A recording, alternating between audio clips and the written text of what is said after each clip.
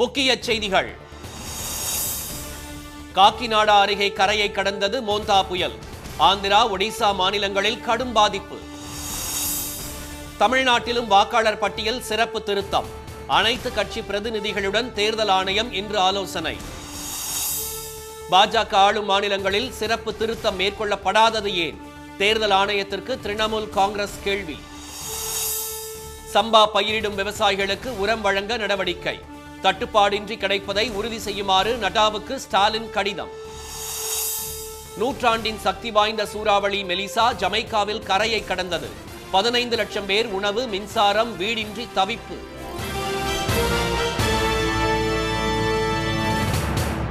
வணக்கம். வங்கக்கடலில் உருவான மோந்தா புயல் ஆந்திராவின் காக்கிநாடா பகுதியில் நள்ளிரவில் கரையை கடந்தது. நேற்று மாலை மசூலிப்பட்டினத்திற்கு அருகே 60 கிலோமீட்டர் தொலைவிலும், காக்கிநாடாவுக்கு அருகே 470 கிலோமீட்டர் தொலைவிலும் இருந்த மோந்தா புயல் இரவு 7 மணி அளவில் காக்கிநாடா அருகே கரையை கடக்க தொடங்கியது. புயலின் வால் பகுதி வரை முழுமையாக கடந்து செல்ல 5 மணி நேரமானது. இதையடுத்து நள்ளிரவில் தீவிர புயலாக வலுப்பெற்று கரையை கடந்ததாக இந்திய வானிலை மையம் அறிவித்தது. காக்கிநாடாவை புயல் நெருங்கியதிலிருந்தே ஆந்திராவின் கடலோர மாவட்டங்களில் சூறாவளி காற்றுடன் கனமழையும் பெய்தது. காலை 8 மணியிலிருந்து இரவு 7 மணி வரை அதிகபட்சமாக நெல்லூர், கவாலி, தகர்த்தியில் 12 சென்டிமீட்டருக்கும் அதிகமாக மழை பெய்தது. முன்னெச்சரிக்கை நடவடிக்கையாக 403 தாலுகாக்களில் 76,000 பேர் நிவாரண மையங்களில் தங்க வைக்கப்பட்டனர். புயல் நெருங்க காற்றின் வேகம் அதிகரித்து மணிக்கு 110 கிலோமீட்டர் வேகத்தில் காற்று வீசியது. இதனால் காக்கிநாடா மாவட்டத்தின் பல்வேறு இடங்களில் மரங்கள் முறிந்து விழுந்தன. மசூலிப்பட்டினத்தில் மரம் முறிந்து விழுந்து மின்சாரம் துண்டிக்கப்பட்டது. காக்கிநாடா, எலுரு, கிழக்கு மற்றும் மேற்கு கோதாவரி, கோனசீமா, அம்பேத்கர் உள்ளிட்ட 7 மாவட்டங்களில் விடிய மழை வெளுத்து வாங்கியது. ஆந்திராவில் கரையை கடந்த மோந்தா புயல் பலத்த சேதங்களை ஏற்படுத்தியுள்ளது. சூறைக்காற்று மற்றும் மழைக்கு 1,75,000 ஏக்கர் விளைநிலங்கள் முற்றிலும் சேதமடைந்துள்ளதாக மாநில அரசு தெரிவித்துள்ளது. இதனால் 3,778 கிராமங்கள் பாதிக்கப்பட்டுள்ளதாக ஆந்திர அரசு கூறியுள்ளது. சூறாவளி புயலாக வலுவிழந்த மோந்தா புயல் வடமேற்கு நோக்கி நகர்ந்து அடுத்த 12 மணி நேரத்தில் ஆழ்ந்த காற்றழுத்த தாழ்வு மண்டலமாக மேலும் பலவீனமடையும் என்று இந்திய வானிலை மையம் தெரிவித்துள்ளது. புயல் கரையை கடந்ததை அடுத்து ரெட் அலர்ட் எச்சரிக்கை திரும்ப பெறப்பட்டு ஸ்ரீகாகுளம், பார்வதிபுரம் மான்யம், விஜயநகரம், விசாகப்பட்டினம், அல்லூரி சீதாராமராஜு, அனகாப்பள்ளி, எலுரு, என்டிஆர், கிருஷ்ணா, குண்டூர், பல்நாடு, பாபட்லா, நந்தியால் ஆகிய மாவட்டங்களுக்கு மிக கனமழைக்கான ஆரஞ்சு நிற எச்சரிக்கை விடப்பட்டுள்ளது. இந்த புயல் காரணமாக தெற்கு ஒடிசாவிலும் பெரும் சேதம் ஏற்பட்டிருப்பதாக அங்கிருந்து வரும் தகவல்கள் தெரிவிக்கின்றன. தமிழ்நாட்டில் வாக்காளர் பட்டியல் சிறப்பு திருத்தம் குறித்து விவாதிக்க இன்று அனைத்து கட்சி கூட்டம் நடைபெறுகிறது. பீகாரில் சட்டப்பேரவை தேர்தலை முன்னிட்டு கடந்த ஜூன் மாதம் தொடங்கி ஜூலை வரை 1 மாதம் வரை வாக்காளர் பட்டியல் சிறப்பு தீவிர திருத்தத்தை தேர்தல் ஆணையம் நடத்தியது. அதில் 65 லட்சம் வாக்காளர்கள் பட்டியலில் இருந்து நீக்கப்பட்டனர். இதையடுத்து உச்சநீதிமன்றத்தில் வழக்குகள் தொடரப்பட்டன. உச்சநீதிமன்றத்தின் உத்தரவை அடுத்து பட்டியலில் இருந்து நீக்கப்பட்டவர்கள் மீண்டும் தங்களின் பெயர்களை சேர்க்க வாய்ப்பு அளிக்கப்பட்டது. அதன்படி கடந்த மாதம் 30ஆம் தேதி வெளியிடப்பட்ட வாக்காளர் பட்டியலில் 47 லட்சம் வாக்காளர்கள் நீக்கப்பட்டனர். தற்போது வாக்காளர் பட்டியல் சிறப்பு தீவிர திருத்த பணிகள் தமிழ்நாடு, புதுச்சேரி, கேரளா, குஜராத், கோவா உட்பட 12 மாநிலங்களில் அடுத்த மாதம் 4ஆம் தேதி தொடங்கும் என்றும் இறுதி வாக்காளர் பட்டியல் வரும் பிப்ரவரி 7ஆம் தேதி வெளியிடப்படும் என்றும் தேர்தல் ஆணையம் அறிவித்துள்ளது. இதற்கு திமுக உள்ளிட்ட எதிர்க்கட்சிகள் எதிர்ப்பு தெரிவித்துள்ளன. பாஜக, அதிமுக உள்ளிட்ட கட்சிகள் ஆதரவு தெரிவித்துள்ளன. இந்நிலையில் இது தொடர்பாக விவாதிக்க அங்கீகரிக்கப்பட்ட தேசிய கட்சிகளான காங்கிரஸ், பாஜக, ஆம் ஆத்மி, பகுஜன் சமாஜ், மார்க்சிஸ்ட் கம்யூனிஸ்ட், தேசிய மக்கள் கட்சி ஆகிய 6 கட்சிகளுக்கும் திமுக, அதிமுக, விடுதலை சிறுத்தைகள், தேமுதிக உள்ளிட்ட மாநில கட்சிகளுக்கு தமிழக தலைமை தேர்தல் அதிகாரி திருமதி அர்ச்சனா பட்நாயக் அழைப்பு விடுத்துள்ளார். அனைத்து கட்சி கூட்டத்தில் வாக்காளர் பட்டியல் சிறப்பு திருத்தம் தொடர்பாக விரிவாக விளக்கம் அளிக்கப்பட உள்ளதாகவும் அரசியல் கட்சிகள் எழுப்பும் பல்வேறு கேள்விகளுக்கு பதிலளிக்கப்படும் என்றும் தெரிவிக்கப்பட்டுள்ளது. இதேபோன்று மாவட்ட தேர்தல் அலுவலர் தலைமையில் அனைத்து கூட்டம் வரும் நாட்களில் நடத்தப்பட உள்ளதாக கூறப்பட்டுள்ளது. இதனிடையே பாஜக ஆளும் அசாம் மாநிலத்தில் வாக்காளர் பட்டியல் சிறப்பு திருத்தம் நடத்தப்படாதது ஏன் என்று திரிணாமுல் காங்கிரஸ் பொதுச் செயலாளரும் எம்பியுமான திரு அபிஷேக் பானர்ஜி கேள்வி எழுப்பியுள்ளார். மேற்கு வங்கத்தை மட்டும் குறிவைப்பது ஏன் என்று கேள்வி எழுப்பியுள்ள அவர் 1 லட்சம் பேர் திரண்டு தேர்தல் ஆணையத்தின் முன்பு போராட்டம் நடத்துவோம் என்று தெரிவித்துள்ளார்.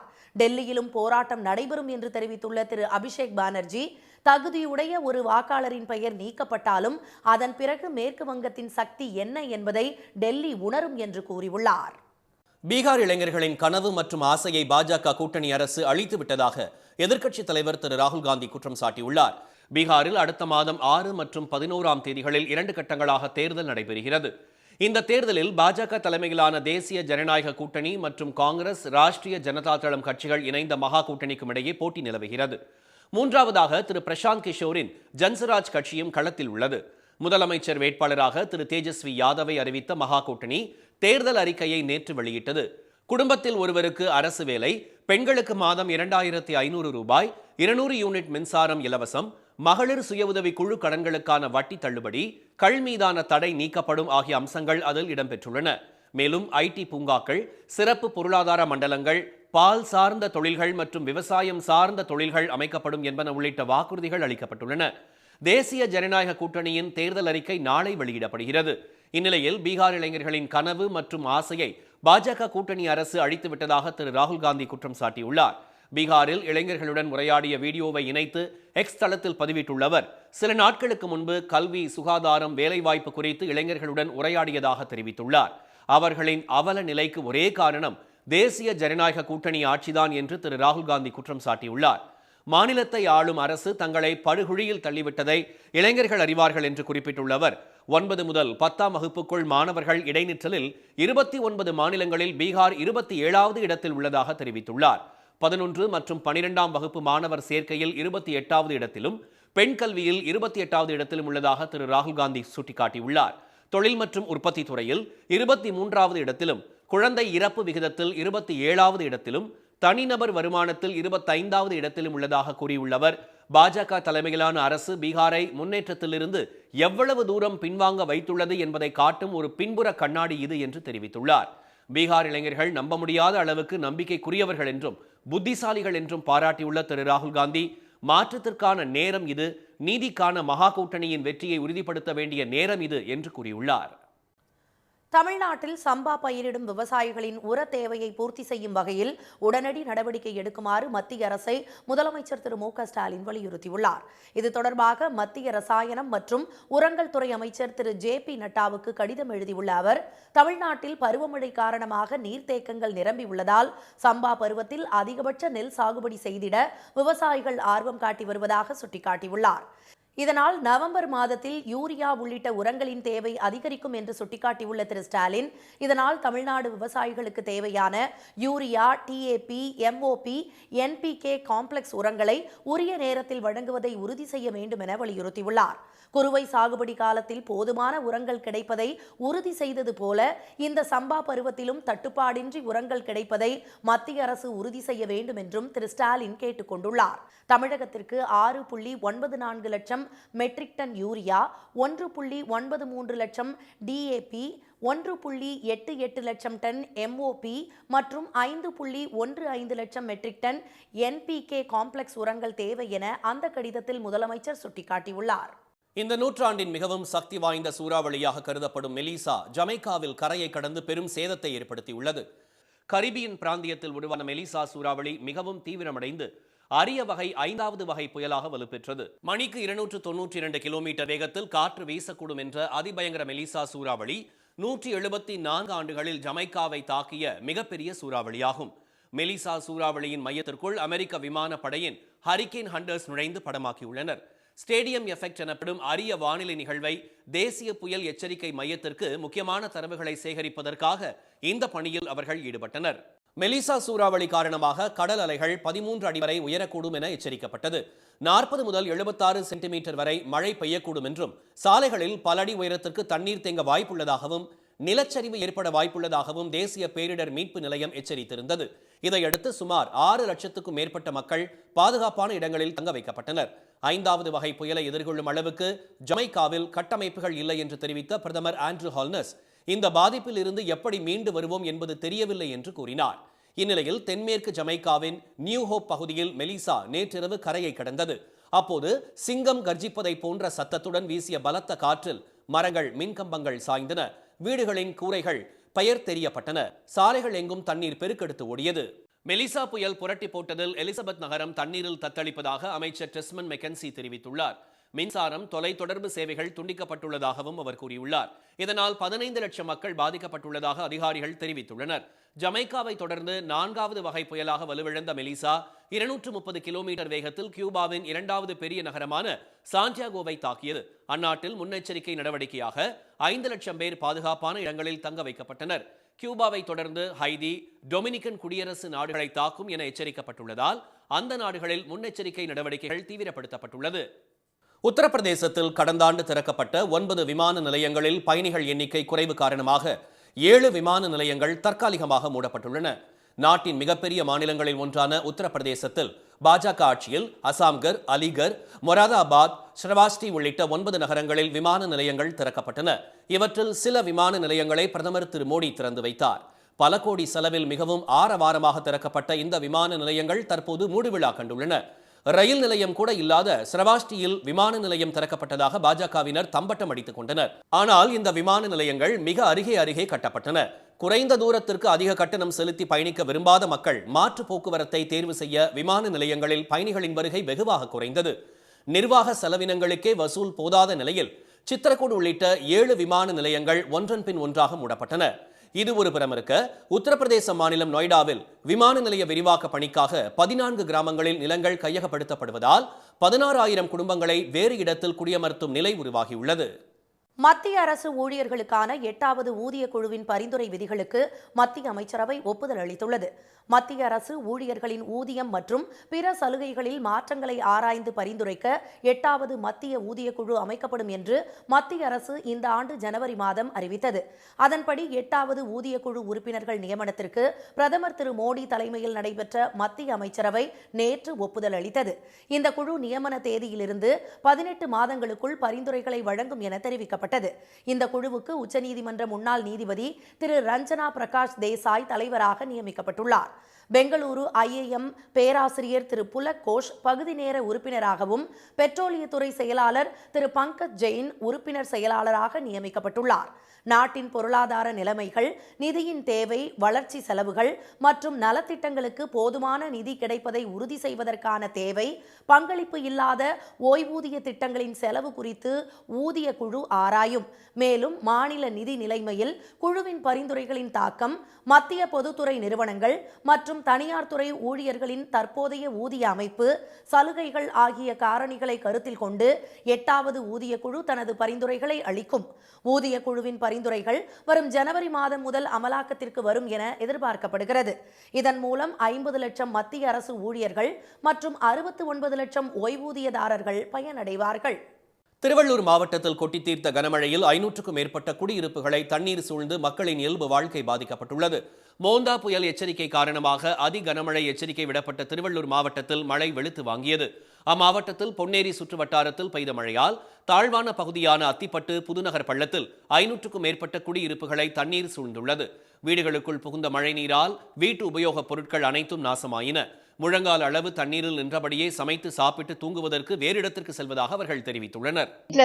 திருச்சி எல்லாமே போயிடுச்சு. தண்ணி வந்துட்டு எல்லாமே கெட்டு போச்சு, எல்லாம் தூக்கி போட்டாச்சு. இந்த வருஷம் வீட்டுள்ள முட்டிக்கால் அளவு தண்ணி நிற்கி பம்ப் செட் வச்சு எடுத்துட்டு இருக்கிறாங்க. எடுத்துருவோடனே வரும், மறுபடியும் தண்ணி சேரும். மழை பெஞ்சாலும் இப்படி தானே வந்து நிற்கும். தண்ணியிலே வரணும் போகணும், இதுலயே நாங்க இது பண்ண வாழணும். வேலைக்கு அப்படியே தான் போகணும், ஸ்கூலுக்கு அப்படியே தான் போகணும். பசங்க காலேஜ் ஒரு அவசரத்துக்கு ஒரு உடம்பு சரியில்லாதவங்களுக்கும் சரி அப்படியே தான் கூட்டிட்டு போகணும் இந்த தண்ணியில தான். தேங்கி நிற்கும் மழை நீரை வெளியேற்ற அதிகாரிகள் போர்க்கால அடிப்படையில் நடவடிக்கை எடுக்க வேண்டும் என அப்பகுதி மக்கள் கோரிக்கை விடுத்துள்ளனர். அதேபோல் பட்டறை, பெரும்புதூர் பழங்குடியினர் குடியிருப்புகளை மழைநீர் சூழ்ந்துள்ளது. ஒரு வாரமாகியும் தண்ணீர் வடியாமல் முழங்கால் அளவு தேங்கியுள்ளதால் சமைக்கவும் உறங்கவும் இடமின்றி தவித்து வருவதாக அப்பகுதி மக்கள் தெரிவித்துள்ளனர். தண்ணீரை வெளியேற்றி வடிகால் அமைத்து தர வேண்டும் என பட்டறை, பெரும்புதூர் பழங்குடியின மக்கள் வலியுறுத்தியுள்ளனர். தண்ணியில இவ்வளவு நாளா ஒரு வாரமாவது வருஷம் மழை தண்ணியில வருஷம் ஏதோ நாங்களா காசு செலவு செல்லுறவங்க மோட்டர் அடித்து தண்ணி எடுத்து விட்டுறோம். இப்ப இந்த வருஷம் முயற்சி பண்ணுறதுக்கு ஆள் இல்லாம விட்டோம், பேசாத தண்ணி அப்படி நிக்குது. திருவள்ளூர் மாவட்டம் சத்தரை, கொண்டஞ்சேரி இடையிலான கூவமாற்றில் ஏற்பட்டுள்ள வெள்ளப்பெருக்கால் தரைப்பாலம் 18 நாட்களாக துண்டிக்கப்பட்டுள்ளது. இதனால் சத்தரை, கண்டிகை, கொண்டஞ்சேரி, மப்பேடு, கீழச்சேரி, சுங்குவார் சத்திரம் உள்ளிட்ட 10க்கும் மேற்பட்ட கிராமங்களுக்கு 7 கிலோமீட்டருக்கு மேல் சுற்றிச் செல்லும் நிலை உள்ளதாக சத்தரை பகுதி மக்கள் தெரிவித்துள்ளனர். 2015 ஸ்டில் 2025 வரையும் இந்த ப்ராப்ளம் இருந்துட்டே இருக்கு. அதாவது கிட்டத்தட்ட ஒரு 5-6 மாசத்துக்கு முன்னாடி இந்த பாலம் வந்து சாங்ஷன் ஆயிருக்கு அப்படின்ட்டு சாயில் டெஸ்ட் பண்ணாங்க. அதுக்குள்ள இந்த பருவமழை வந்து இந்த ரோடு ஃபுல்லாக உடச்சி பார்த்தீங்கன்னா தெரியும், ஃபுல்லாக உடச்சிக்கிட்டு மறுபடியும் எல்லாருமே வந்து சிரமப்படுறாங்க. இதனிடையே சென்னைக்கு குடிநீர் வழங்கும் ஏரிகளில் ஒன்றான புழல் ஏரிக்கு நீர்வரத்து சரிந்ததால் ஏரியில் இருந்து திறக்கப்படும் உபரி நீர் வினாடிக்கு 500 கனஅடியாக குறைக்கப்பட்டுள்ளது. இந்நிலையில் தமிழகம் மற்றும் புதுவையில் வரும் 3ஆம் தேதி வரை லேசானது முதல் மிதமான மழை பெய்யக்கூடும் என சென்னை வானிலை ஆய்வு மையம் தெரிவித்துள்ளது. சென்னை மற்றும் புறநகர் பகுதிகளில் வானம் இன்று ஓரளவு மேகமூட்டத்துடன் காணப்படும். நகரின் ஒரு சில பகுதிகளில் இடி மின்னலுடன் கூடிய லேசான மிதமான மழை பெய்ய வாய்ப்புள்ளது. வட தமிழகம் மற்றும் புதுவை கடலோர பகுதிகளில் சூறாவளி காற்று மணிக்கு 45 முதல் 55 கிலோமீட்டர் வேகத்திலும் இடையிடையே 65 கிலோமீட்டர் வேகத்திலும் வீசக்கூடும் என்பதால் மீனவர்கள் இன்று இப்பகுதிகளுக்கு செல்ல வேண்டாம் என்று அறிவுறுத்தப்பட்டுள்ளனர். இந்த ஆண்டு குறுவை பருவத்தில் 11.21 லட்சம் மெட்ரிக் டன் நெல் கொள்முதல் செய்யப்பட்டுள்ளதுடன் 1.4 லட்சம் விவசாயிகளுக்கு 2709 கோடி ரூபாய் பணம் வழங்கப்பட்டுள்ளதாக உணவுத்துறை அமைச்சர் திரு சக்கரபாணி தெரிவித்துள்ளார். இது தொடர்பாக அறிக்கை விடுத்துள்ள அவர், உரிய காலத்தில் காவிரி நீர் திறக்கப்பட்டதால் டெல்டா விவசாயிகள் மகிழ்ச்சி அடைந்ததாக கூறியுள்ளார். 2.5 லட்சம் விவசாயிகளுக்கு புதிய இலவச பம்ப் செட் இணைப்புகள் வழங்கப்பட்டிருப்பதாக தெரிவித்துள்ள அமைச்சர், தமிழ்நாடு அரசின் ஊக்கத்தொகையுடன் நெல் குவிண்டால் ஒன்றுக்கு சன்ன ரகத்திற்கு 2545 ரூபாயும் பொது ரகத்திற்கு 2500 ரூபாயும் வழங்கப்பட்டதாகவும் சுட்டிக்காட்டியுள்ளார். வரலாறு கண்டிராத வகையில் 6.13 லட்சம் ஏக்கரில் குறுவை சாகுபடி செய்யப்பட்டிருப்பதாக தெரிவித்துள்ள திரு சக்கரபாணி, நெல் கொள்முதல் பருவம் அக்டோபர் முதல் நாளுக்கு பதிலாக செப்டம்பர் முதல் நாளிலிருந்து கொள்முதல் செய்ய முதலமைச்சர் திரு ஸ்டாலின் மத்திய அரசிடம் ஒப்புதல் பெற்று தந்ததாகவும் குறிப்பிட்டுள்ளார்.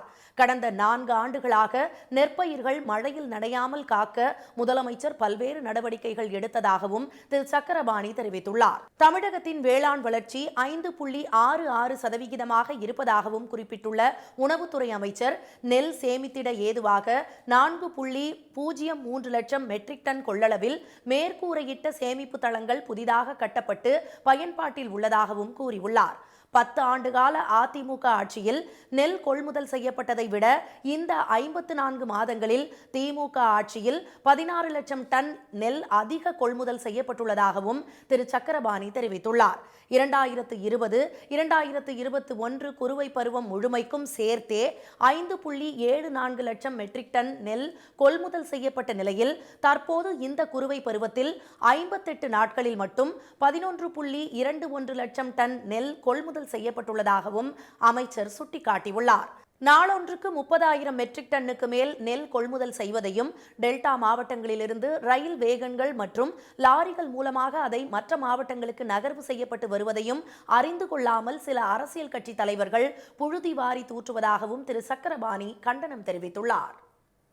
கிருஷ்ணகிரி மாவட்டத்தில் இடைப்பருவ மா சாகுபடியில் விளைச்சல் அதிகரித்துள்ள போதிலும் மழையால் போதிய விலையின்றி பறிக்காமல் மரத்திலேயே விட்டுவிட்டதாக விவசாயிகள் வேதனை தெரிவித்துள்ளனர். தமிழகத்தில் மாம்பழம் உற்பத்தியில் முதலிடம் வகிக்கும் கிருஷ்ணகிரி மாவட்டத்தில் மாம்பழ சீசன் முடிந்த பிறகு செப்டம்பர் மாதத்திலிருந்து பூக்கள் வளரும் வகையில் இடைப்பருவ மா சாகுபடி செய்யப்படுகிறது. தற்போது இடைப்பருவத்தில் பெங்களூரா, நீலம், பங்கனப்பள்ளி மற்றும் செந்தூரா உள்ளிட்ட மா ரகங்கள் 100 டன் அளவுக்கு விளைச்சல் அதிகரித்துள்ள போதிலும் மழை காரணமாக கடந்த ஆண்டு 100 ரூபாய்க்கு விற்கப்பட்ட 1 கிலோ பெங்களூரா மாங்காய் தற்போது 40 ரூபாய்க்கும், செந்தூரா கிலோ 150 வரையிலும் வியாபாரிகள் கேட்பதால் வருவாய் இழப்பு ஏற்பட்டுள்ளதாக விவசாயிகள் தெரிவித்துள்ளனர். தொடர்ந்து பெய்து வரும் பருவமழை காரணமாக கர்நாடகா, கேரளா, மகாராஷ்டிரா உள்ளிட்ட மாநில வியாபாரிகளும் இதுவரை வரவில்லை என்பதால் விலையும் சரிந்து விட்டதாக கூறியுள்ளனர்.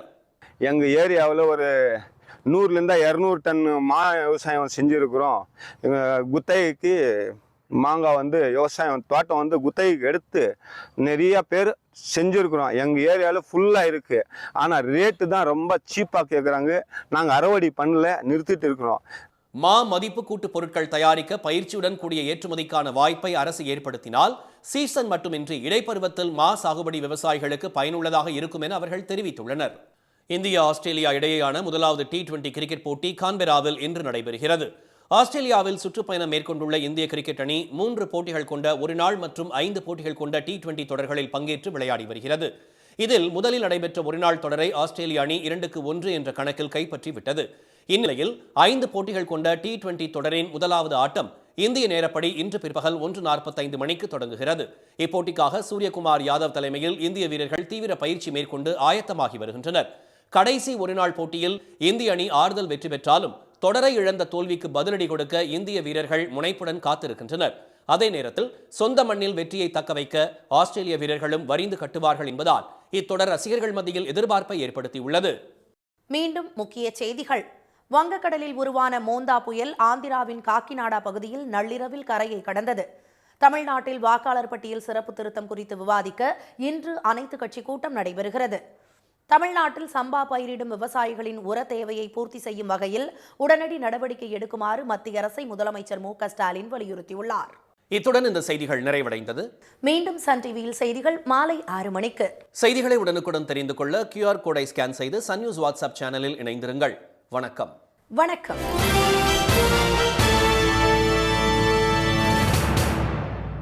உடனுக்குடன் செய்திகளை தெரிந்து கொள்ள சன் நியூஸ் பெல் ஐகானை கிளிக் பண்ணுங்க.